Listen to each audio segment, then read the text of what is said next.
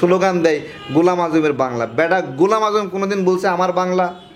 একদিকে ক্ষমাও চাইবো আর একদিকে ফাল পারে বলবো গোলাম আজমের বাংলাদেশ। এটা তো একটা অভদ্রতা।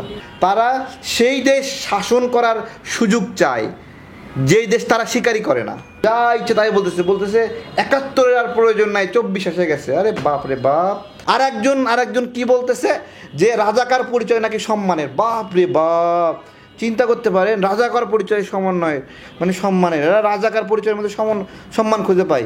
আমরা যে বললাম যে দেশটা আমার হয়েছে চুরি, চোর ধরতে এসে শুনি আমি নাকি রাজাকার। কে বলেছে? স্বৈরাচার। আমি রাজাকার না, স্বৈরাচার বলছে আমাকে রাজাকার। আমি রাজাকার পরিচয়ে গৌরববোধ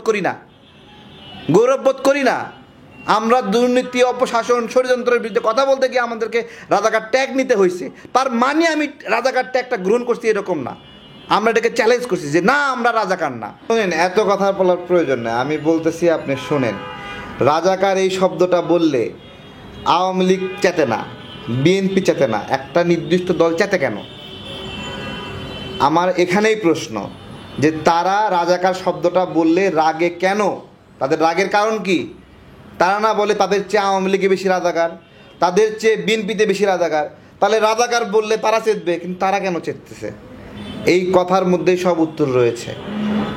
মুক্তিযুদ্ধকে এই ২৪শে গণঅভ্যুত্থানের পরে মানে কথায় বিভিন্নভাবে অপমান অপদস্থ করা হয়েছে, হেয় প্রতিপন্ন করা হয়েছে যে মুক্তিযোদ্ধা নামে কিছু হয়নি, এরকম একটা অবস্থা। নতুন তত্ত্ব, নতুন ধারণা। বিহারি হত্যার বিচার চাই, কি ভয়ঙ্কর অবস্থা। এই বিহারিরা আমাদের নদী নালা পুকুর রক্তে লাল বানায় ফেলছিল আমাদের বাংলাদেশের নাগরিকদেরকে হত্যা করে।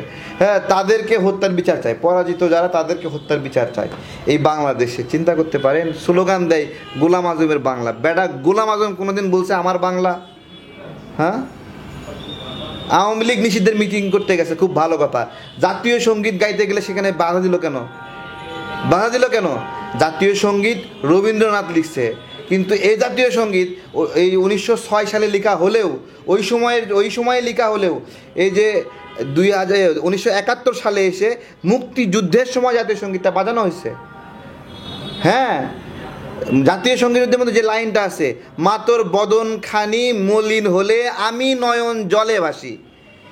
কি এখানে কি বলতেছে? যে দেশের গায়ে কালিমা লাগলে আমার চোখ দিয়ে পানি পড়ে।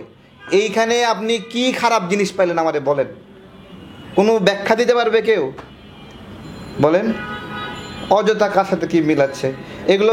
তাহলে এই যে শিবির যে জাতীয় সঙ্গীত গাইতে দিল না, ঠিক আছে, দেখেন এর আগে বললে ক্ষমা চাইয়া আবার ফাল পারা, এটা একটা কী ধরনের আচরণ বলেন? একদিকে ক্ষমাও চাইবো আর একদিকে ফাল পারে বলবো গোলাম আজমের বাংলাদেশ। এটা তো একটা অভদ্রতা।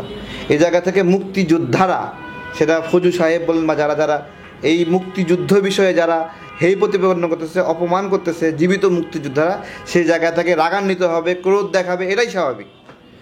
এই জায়গাতে আপনি যদি ভিন্ন রকম চিন্তা করেন তাহলে তো তার মধ্যে কোনো রক্ত মাংস নাই, তাই না? ২৪শে ব্যানার ধরে আমরা আন্দোলন করছি নাকি, বা লাঠি ধরছি সর্বোচ্চ।